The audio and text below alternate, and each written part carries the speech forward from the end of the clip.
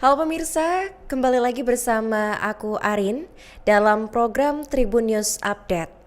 Nah, seperti biasa, Arin akan menyajikan sejumlah informasi terkini, baik itu informasi regional maupun nasional di Indonesia.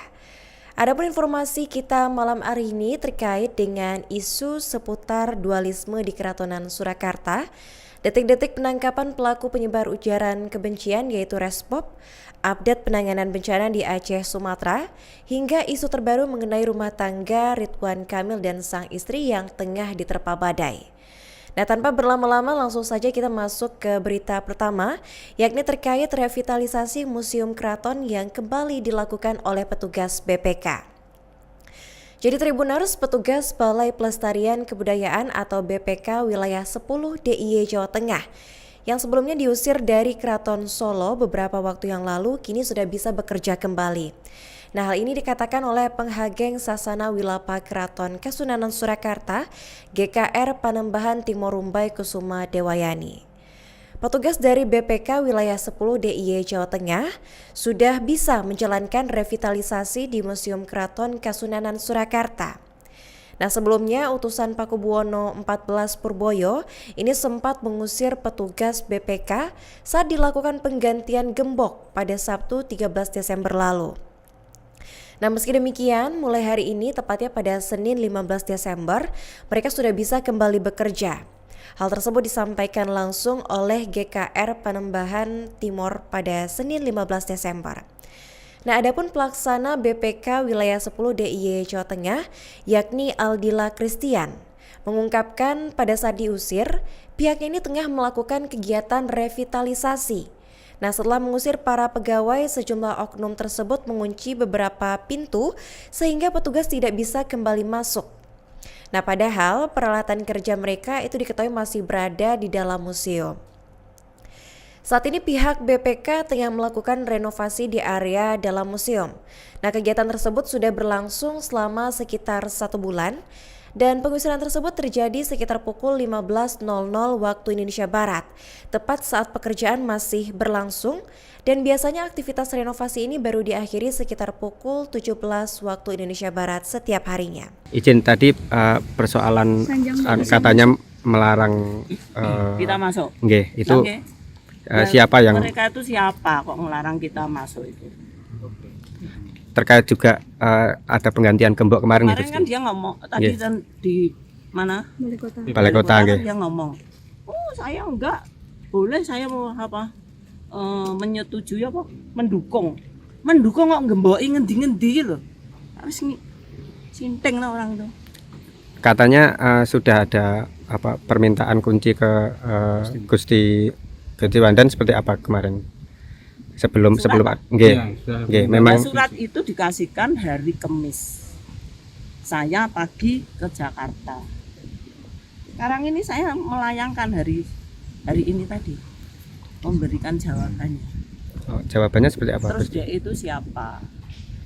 Kok jaluk-jaluk itu? Katanya mereka merasa bebadan yang baru ini butuh badannya siapa? Ya. Tanya badannya siapa? Ini Gusti, katanya Pakubuwono dari pihak Sasono Putra. Saya juga punya Pakubuwono ke 14. Maaf. Tapi memang ada permintaan kunci itu memang tidak akan diberikan, Gusti. Ya enggak, saya berikan wong saya tuh jadi pengageng Sasono Putra sejak tahun 2014. Tahun 2004.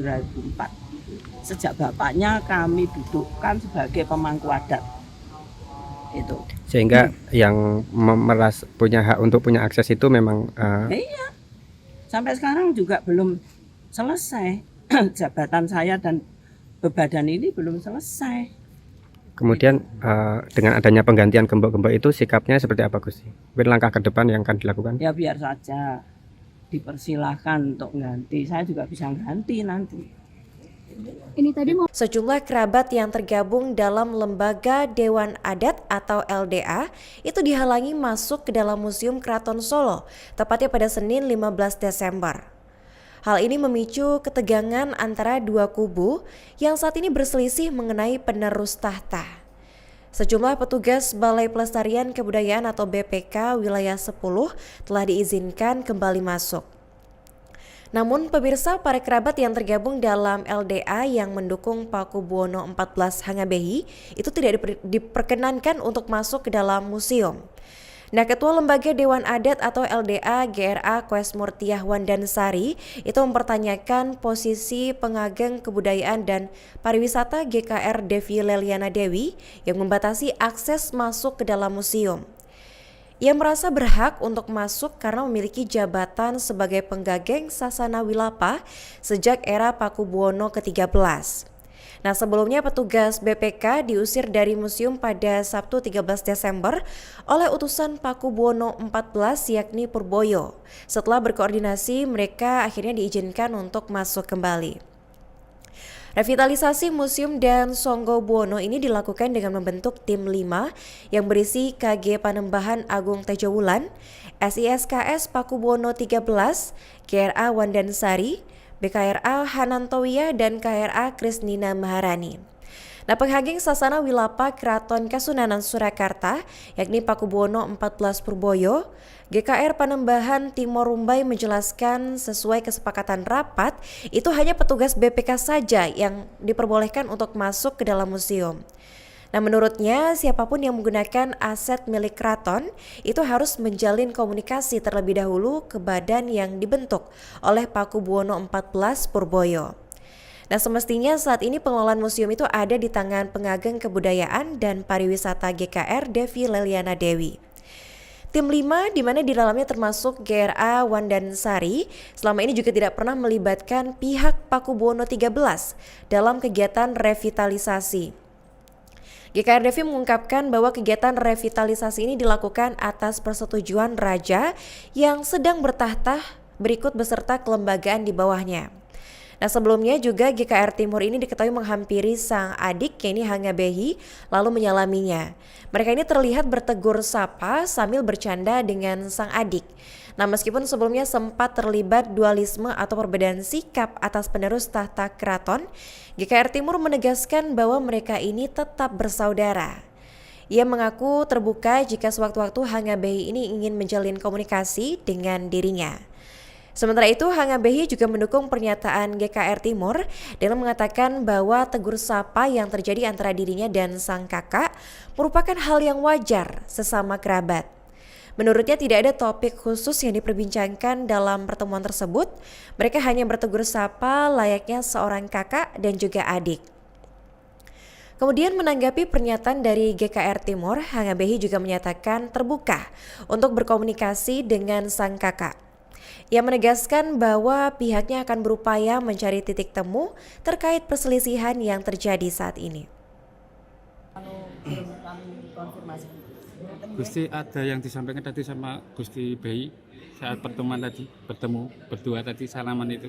Oh, ada yang disampaikan. Yang anak namanya juga kita tetap saudara. Nah, itu tetap adik saya. Saya hanya hanya ingin kalau beliaunya ingin berbicara dengan kami, dengan saya persilahkan. Itu saja. Intinya terbuka gitu ya. Terbuka. Selalu terbuka. Ini pertemuan pertama sejak PB13 Maret. Oh enggak dong, kan waktu 7 harian masih ketemu. Nah, ya. Namun ya, belum kami konfirmasi. Gusti, ada yang disampaikan tadi sama Gusti Bayi saat pertemuan tadi, bertemu berdua tadi salaman itu. Oh, ada yang disampaikan. Yang anak namanya juga kita tetap saudara. Nah, itu tetap adik saya. Saya hanya hanya ingin kalau beliaunya ingin berbicara dengan kami, dengan saya persilahkan. Itu saja. Intinya terbuka gitu ya. Terbuka. Selalu terbuka. Ini pertemuan pertama. Itu Tadi salaman dengan Gusti Timur. ya. Mungkin tadi Gimana, Gusti? yang nyamperin, yang menyalami pertama jenengan atau Gusti Timur yang nyamperin? Enggak ada yang nyamperin duluan ya, sama saling tatap muka ya, baiknya seperti apa. Yang diabdulkan tadi apa sih? Ya bro kan, enggak ada sih, cuman beliau berbincang-bincang biasa pun. Enggak ada. Itu aja. Tadi beliau bilang kalau terbuka untuk misalnya mau bertemu lagi. Iya, jenengan bertemu dengan Gusti Timur. Iya. Nanti silaturahmi penting itu nanti kita usahakan Pak. Dan kita Ngaten nggih. Masih di topik yang sama Tribuners, Pengadilan Negeri atau PN Solo, Jawa Tengah itu menolak pengajuan pergantian nama Pakubuwono XIV Purboyo. Dalam pengajuan itu Purboyo mengajukan pergantian nama menjadi Sampean Dalem Ingkang Sinuhun Kanjeng Susuhunan atau SISKS Pakubuwono XIV. Namun PN Solo sendiri menolak pengajuan pergantian nama tersebut karena terlalu panjang. Lantas bagaimana sebenarnya aturan nama di Indonesia ini? Dikutip dari Indonesia Baik, aturan nama di Indonesia termuat dalam Peraturan Menteri Dalam Negeri atau Permendagri nomor 73 tahun 2022 tentang pencatatan nama pada dokumen kependudukan. Nah, pada pasal 4 Permendagri nomor 73 tahun 2025 tercantum ada 3 hal yang harus diperhatikan dalam pencatatan nama. Pencatatan nama pada dokumen kependudukan sebagaimana dimaksud pada ayat 1 dengan memenuhi persyaratan sebagai berikut. Yang pertama yaitu mudah dibaca, tidak bermakna negatif dan tidak multitafsir. Yang kedua ada jumlah huruf paling banyak yakni 60 huruf termasuk dengan spasi. Yang ketiga ada jumlah kata paling sedikit yakni 2 kata. Hingga saat ini suksesi Keraton Solo belum menemukan jalan keluar, alias masih terjadi dualisme kepemimpinan, yakni Pakubuwono XIV Purboyo dan Pakubuwono XIV Hangabehi. Pada Sabtu 13 Desember, Menteri Kebudayaan atau Menbud Fadlizon itu mengundang 2 kubu Pakubuwono XIV untuk datang ke Jakarta membicarakan suksesi Keraton Solo. Dalam kesempatan itu hadir Pakubuwono XIV Hangabehi beserta Maha Menteri KGPA Tejo Wulan dan juga GKR Wandansari atau Gus Timong. Sosok Putri KGPA Tejo Wulan yang juga staf sus Kemenbud BRA Putri Wulansari Dewi itu juga hadir dalam pertemuan tersebut. Nah, Fadli di sana mengatakan bahwa ia juga turut mengundang kubu Pakubuwono XIV Purboyo, namun ternyata tidak hadir saat di lokasi. Nantinya Fadli mengatakan bahwa pihaknya akan mengajak serta Kementerian Dalam Negeri dan juga Sekretariat Negara untuk ikut berdialog terkait suksesi Keraton Solo ini. Nah, diketahui Pakubuwono XIV Purboyo ini sudah lebih dulu mendeklarasikan diri sebagai penerus Pakubuwono XIII. Hal ini terjadi saat Purboyo mendeklarasikan diri untuk siap menjadi Pakubuwono XIV pada Rabu 5 November 2025. Sesaat sebelum jenazah Pakubuwono XIII itu diberangkatkan. Nah, sementara itu pada Kamis 13 November, Lembaga Dewan Adat atau LDA Keraton Solo menobatkan Kakak Purbaya KGPH Hangabehi sebagai Pakubuwono XIV Tandingan. Nah, penobatan itu terjadi H-2 sebelum prosesi Jumenengan Pakubuwono XIV Purboyo. Usai pelaksanaan Jumenengan Pakubuwono XIV Purboyo itu langsung membentuk bebadan baru di bawah kepemimpinannya. Sementara Pakubuwono XIV Hangabehi itu belum menggelar prosesi Jumenengan sampai saat ini. Download Tribun X sekarang, menghadirkan lokal menjadi Indonesia.